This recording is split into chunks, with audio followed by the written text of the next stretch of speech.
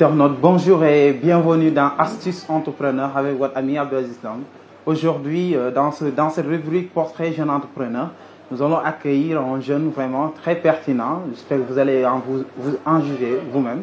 Dans cette rubrique, comme je l'ai dit tout à l'heure, et bon, je lui laisse se présenter. Bonjour. Bonjour, monsieur Ndong.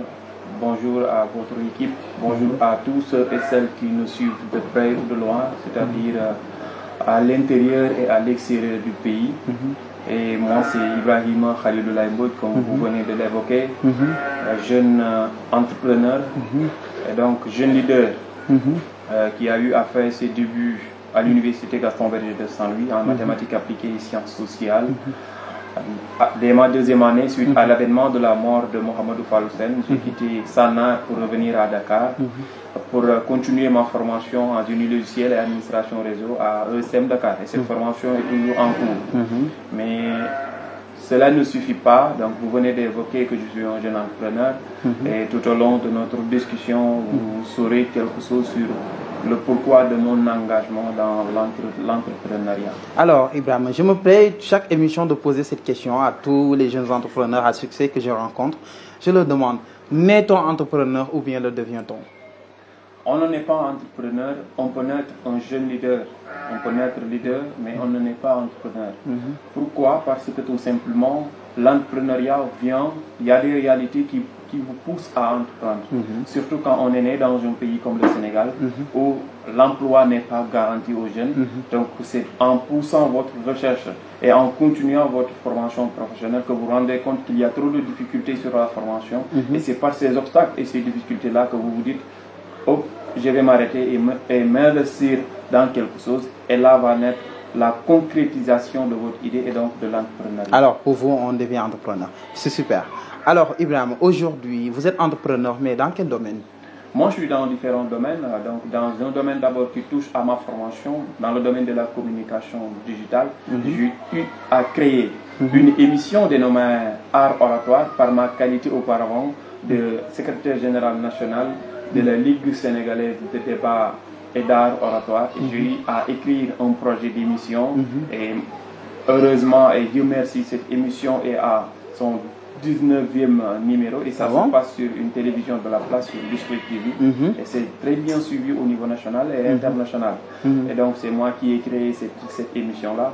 Hormis ce domaine de communication digitale, etc., je me suis investi récemment sur le domaine de l'agriculture. L'agriculture.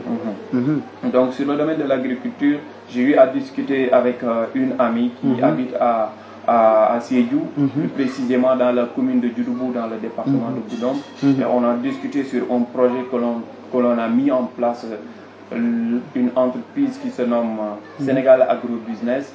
Et son papa nous a offert un terrain de 7 hectares dans cette localité que je viens de citer. À Sédhiou? Oui, à Sédhiou. Oui, et on est en phase d'études et d'exploitation et de recherche de partenaires pour la mise en place de ce projet dans le domaine de l'agriculture. En domaine d'agriculture, c'est un domaine dans lequel nous avons parlé récemment dans un tuto. Alors nous allons dire à nos internautes que nous allons un peu élargir le sujet et en parler en grandeur. Ça fait l'occasion vraiment de rencontrer quelqu'un qui veut s'investir dans l'agriculture. Pourquoi vous vous êtes dit, ou bien vous êtes levé un beau jour, vous vous êtes dit que vous allez aller dans l'agriculture? Oui, parce que tout simplement, il y a deux choses. Il y a un engagement personnel et un engagement citoyen. Parce que pour moi, aujourd'hui, au Sénégal, pour relever le défi de l'entrepreneuriat, il nous faut faire un retour donc, à nos terres. Donc, se dire que le Sénégal a toutes les ressources. Et pourquoi ce pays ne peut pas se développer? À nous, jeunes maintenant de ce pays, de s'engager sur l'agriculture, l'élevage. Et le pourquoi de l'agriculture? Parce que pour moi, la richesse de l'Afrique, et en particulier du Sénégal, c'est la terre sénégalaise. Et donc, la terre sénégalaise, tu vois, dans la terre casamançaise, une belle terre, vous conviendrez tout de même avec moi, qui est rentable pour pouvoir donc mener à bien nos activités. Donc, ça commence par un engagement d'abord citoyen, mais aussi un engagement personnel. Parce qu'on s'est dit, on a étudié tous les domaines. Donc, le domaine de la communication digitale, on me connaît là-dedans déjà présent. Donc, peut-être je n'ai rien à prouver dans ce domaine, mais quand même il faut me verser dans le domaine de l'agriculture. Je vais en gagner sur deux choses. Sur une formation, parce que ça n'a rien à voir avec ma formation professionnelle, mais je vais gagner en expérience et je vais gagner aussi en dans le long terme en sous pour pouvoir relever les défis. Mais sur cela, il y a un problème pour moi. Par exemple, aujourd'hui, les jeunes pensent que normalement, ils doivent travailler ou avoir un travail dans le domaine dans lequel ils ont fait une formation. Alors, pour moi, c'est deux choses différentes. Oui. Alors, l'école, c'est une institution qui nous donne des outils. Oui. Les outils pour affronter la véritable vie, la vie professionnelle. Alors, vraiment, pour moi, je crois que c'est une très bonne occasion, vraiment, d'apprendre quelque chose de nouveau. Mais vous voulez faire de l'agriculture, mais en fait, vous voulez cultiver quoi, en fait? Oui, la fois passée, donc juste une semaine avant la fête de Tabaski, on était à Djouloubou. On était allé là-bas faire une étude de terrain. Parce qu'avant avant d'exploiter une terre, il va falloir chercher l'étude du sol. Donc l'étude du sol. Donc j'étais allé là-bas avec Fatima Sagna, qui est la directrice générale. Moi, je suis le directeur adjoint de Sénégal Agro Business. Et donc on était allé là-bas accompagner les paysans. Ouais. Ils nous ont fait découvrir donc les terres pour pouvoir savoir qu'est-ce qu'on peut récolter ici, qu'est-ce qui est rentable. Donc on veut se verser dans l'agriculture, donc dans le maraîchage, donc dans le domaine dans la culture arachidière.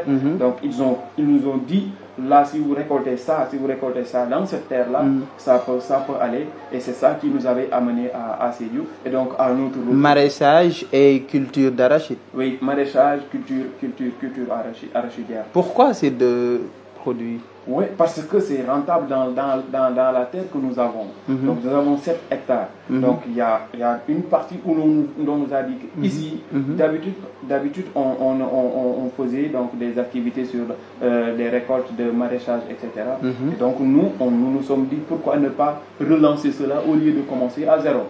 Donc on a trouvé quelque chose là-bas. Donc ce que nous allons faire, c'est de travailler avec ceux qui travaillent là-bas pour essayer de voir comment est-ce qu'on va développer cela. D'accord.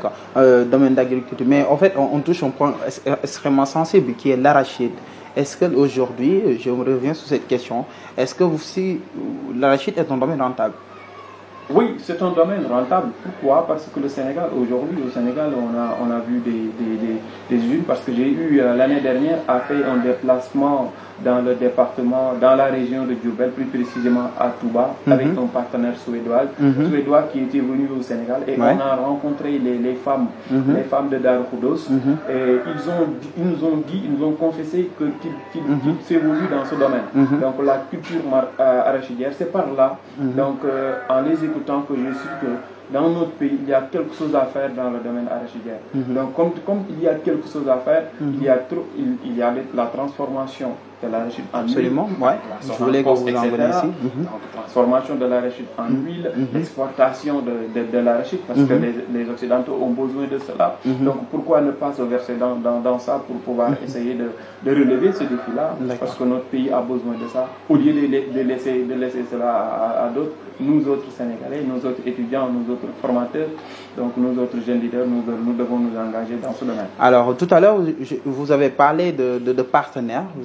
Vous avez des partenaires, des gens qui vont vous accompagner dans ce projet? Oui, on a déjà des partenaires qui se sont signalés. On est en discussion avec eux au niveau national comme au niveau international, puisqu'on a des amis qui sont au niveau national aussi, qui adhèrent à notre cause, notamment dans l'Alliance des jeunes entrepreneurs et leaders du Sénégal, dont je suis le secrétaire général, et aussi le président Amadou Wade, que je salue de passage. Donc on a des partenaires avec qui nous travaillons, et on est encore en recherche de partenaires, parce que ça ne suffit pas, parce qu'il s'agit maintenant de travailler sur 7 hectares, chose qui n'est pas facile. Alors, en termes de lutte contre le chômage, est-ce que vous pensez que ce projet pourra vous permettre de créer un maximum nombre d'emplois? Oui, il suffit tout simplement d'entendre qu'il y a 7 hectares à Sédhiou, à Djouloubou. Dans la commune de Djouloubou, j'ai eu à faire 72 heures là-bas. Il y a des chômeurs, comme ici à Dakar, il y a des chômeurs. Donc l'essentiel, c'est de s'engager.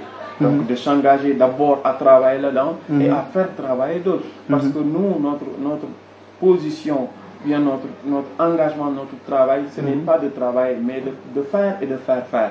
Parce que faire, c'est une chose, mais faire aussi, c'est l'affaire d'un leader. Alors, faire. Comment pensez-vous que vous pourriez maintenant convaincre certains jeunes vraiment de s'investir dans l'agriculture? Parce qu'aujourd'hui, nous constatons qu'il y a un délaissement dans ce niveau-là. Les gens quittent leur terre pour venir ici à Dakar trouver un emploi, alors qu'ils pouvaient cultiver quelque chose là-bas. Alors maintenant, comment pensez-vous comment feriez-vous pour convaincre maintenant ces jeunes-là de retourner à la culture? Oui, parce que donc la première chose, donc notre mission en tant que secrétaire général de l'Alliance des jeunes entrepreneurs et leaders du Sénégal et dans les autres structures que nous avons pris engagement, ce n'est pas de faire, mais quand même d'orienter les jeunes et de changer la donne. Je l'ai dit récemment avec un ami à qui j'ai eu un entretien qui est Divis Convolvo, qui est à Abidjan, un jeune entrepreneur, un jeune leader. Donc je lui ai dit que notre souci n'est pas de faire, mais notre souci c'est de conscientiser maintenant la jeunesse, de les faire réagir, de leur dire pour sortir notre Sénégal de ce trou, il nous faut entreprendre. Pourquoi? Parce que le marché de l'emploi est saturé et nos autorités ne nous ont pas garanti. Quelque chose qui ne t'est pas garanti, il faut essayer de faire quelque chose qui te permet de se passer. Parce qu'il y a un de nos professeurs en informatique qui nous disait, si après votre formation, vous vous mettez à déposer des CV dans des entreprises, dites-vous que vous faites partie des nullards.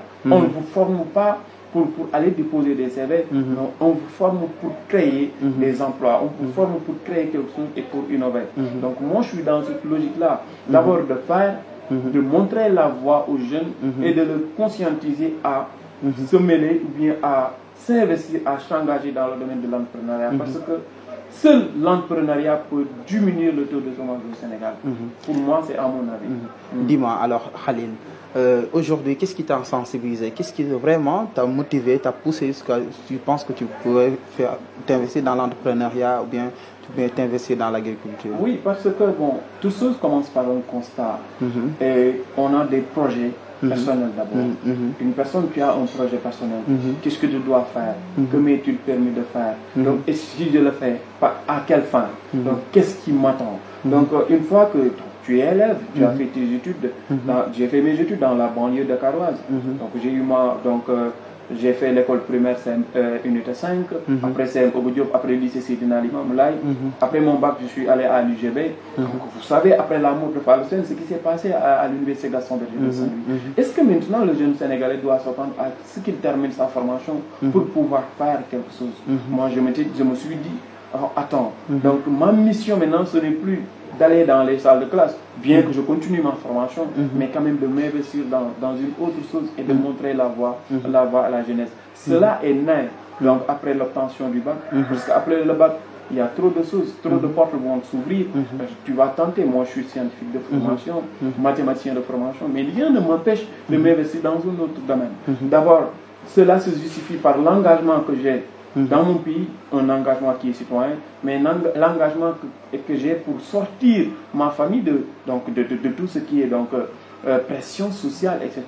Donc c'est un engagement d'abord qui est personnel, mais l'autre engagement est l'engagement qu'on a dans ce pays, au Sénégal, et pour pouvoir aussi relever le défi, je l'ai dit tout à l'heure, de la réduction du chômage, de l'immigration clandestine, de la fuite des cerveaux, il nous faut maintenant entreprendre. Puisqu'il y a pas mal de camarades étudiants qui ont quitté le Sénégal pour aller en France.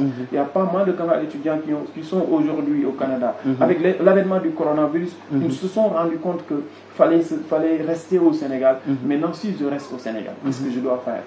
Est-ce que je vais dans des entreprises saturées pour déposer des CV? Non, ça ne se fait pas. Il nous faut maintenant se dire, avec les 3 millions que je paye pour aller en France, avec les 4 millions que je paye pour aller aux États-Unis, avec cela, qu'est-ce que je peux faire pour investir dans mon pays d'origine?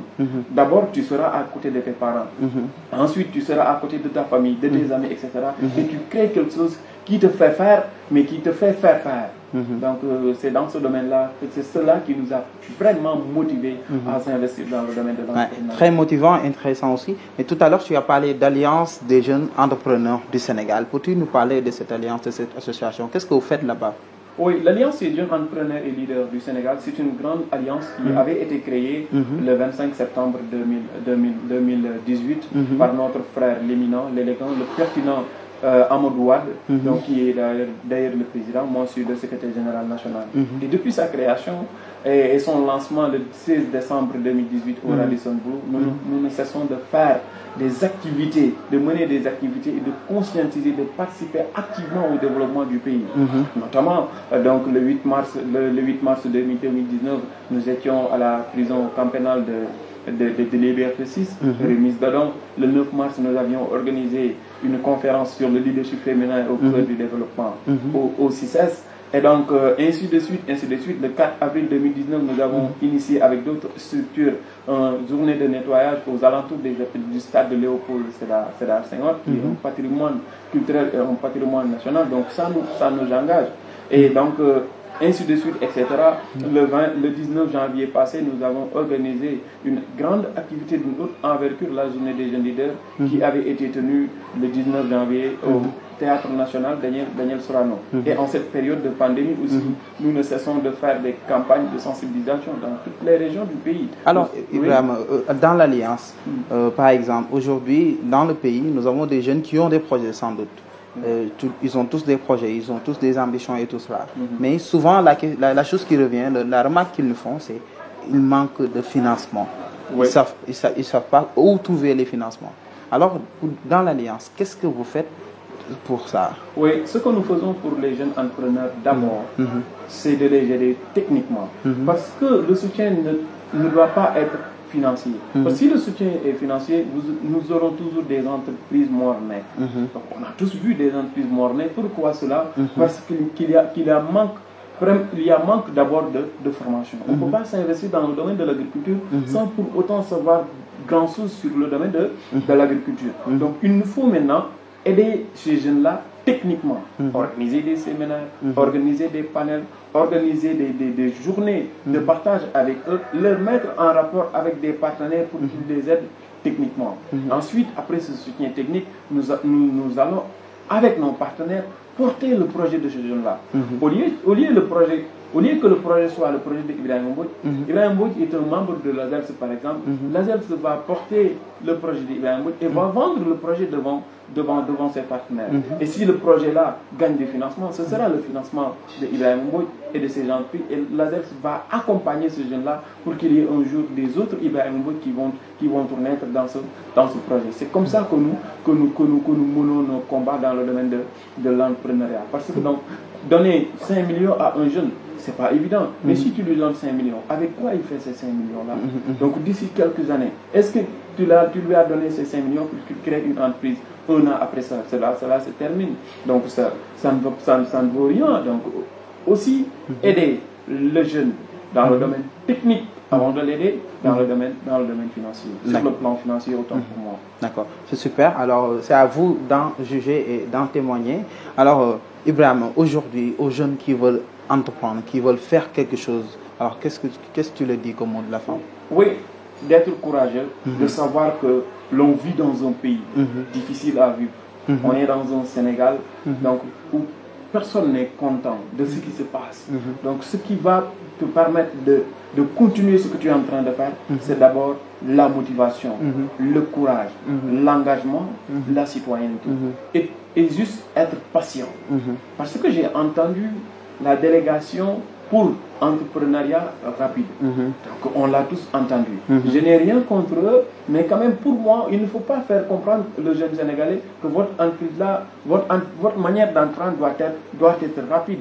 Donc l'entrepreneuriat rime avec la patience. Il faut que nous soyons patients. Aujourd'hui, j'ai un projet à Sédhiou, mais je suis patient. Je fais étape par étape parce que je ne veux pas que l'entreprise Sénégal Agrobusiness dont je suis directeur général adjoint, je ne veux pas que ça soit morné.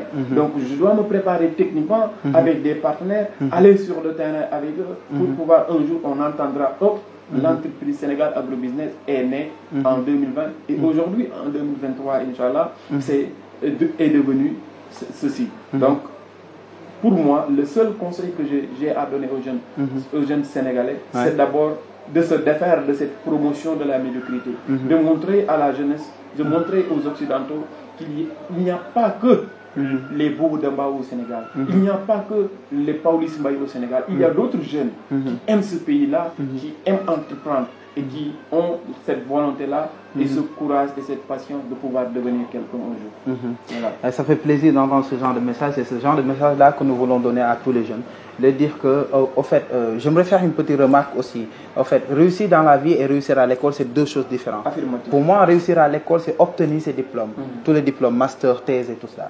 Réussir dans la vie, c'est autre chose. Affirmatif. Maintenant, à l'école, on nous donne les outils nécessaires pour pouvoir affronter la véritable vie et réussir dans la véritable vie. Alors, aux jeunes, n'attendez pas tout de l'école. Ibrahim l'a dit tout à l'heure. Il s'est très tôt investi vraiment dans le milieu professionnel. Alors, faites pareil. Ne dédicacez pas toute votre vie à l'école. Sinon, vous serez obligé de revenir en arrière, d'aller affronter le monde professionnel, ou bien la véritable vie. Et là, vous verrez qu'il y aura beaucoup de difficultés. Alors, pour moi, c'est la chose à faire. Alors, apprenez, formez-vous. C'est essentiel. Ensuite, allez acquérir de l'expérience professionnelle. Si vous avez un projet, étalez votre projet. Prenez votre temps. Parce que, qu'est-ce qu'on dit? Un projet doit être smart, spécifique, mesurable, atteignable, réalisable, mais aussi dans le temps. Un projet ne se précipite pas. Un projet s'étale de temps en temps. On prend son temps. On a un plan stratégique. Et on a aussi notre business plan, un BP. Est-ce que vous avez votre business plan? Nous allons revenir encore sur cela. Je crois que chaque jeune, quand on leur demande, est-ce que vous avez une idée de projet? Oui, j'ai une idée de projet. Est-ce que vous avez votre business plan? Oui, parce que j'ai oublié de le dire dans votre entretien. Moi, je fais partie d'un cabinet, Carrefour Service Management, qui travaille dans cela. Business plan, la rédaction de projets, etc. Donc, dont je suis aussi l'adjoint au directeur général et le chargé de la communication du cabinet. On travaille aussi au niveau national et au niveau international. Dont le directeur général se nomme Momar Ndiaye, mon ami, mon frère. Donc, on fait des business plans. Donc, qui fait des business plans et forme des personnes sur les business plans, là, ce serait pas la peine de lui demander est-ce que vous avez un business plan pour votre projet. C'est extrêmement important. Voilà, ayez une idée, ayez votre business plan en poche. Soyez prêts, ne soyez pas patients, allez trouver des partenaires, convainquez-les que vous avez les compétences nécessaires et que vous savez, vous avez les informations vraiment sur le projet dans lequel vous voulez vous lancer. Alors c'était ça dans Astuces Entrepreneur. Merci beaucoup Ibrahim, c'était très pertinent. Voilà, l'objectif c'est de créer le déclic. Nous ne portons pas, j'ai l'habitude de le dire, comme des professeurs. Mais nous voulons vraiment montrer aux gens qui nous regardent qu'eux aussi, ils peuvent le faire. Oui, affirmatif. Alors, c'est ça, c'était Abdou Aziz Ndong dans Astuces Entrepreneur. Nous vous donnons Hervé prochainement pour une autre entretien de ce genre. Voilà, c'est Ibrahim Khalilou Mbodj. Vraiment, vous pouvez le suivre. Vraiment, vous pouvez aussi demander son contact après pour les jeunes qui ont besoin de business plan et tout cela. Aussi, il a un projet vraiment extrêmement important qui est un projet d'agriculture. Vraiment, c'est des domaines dans lesquels nous voulons que les jeunes se lancent.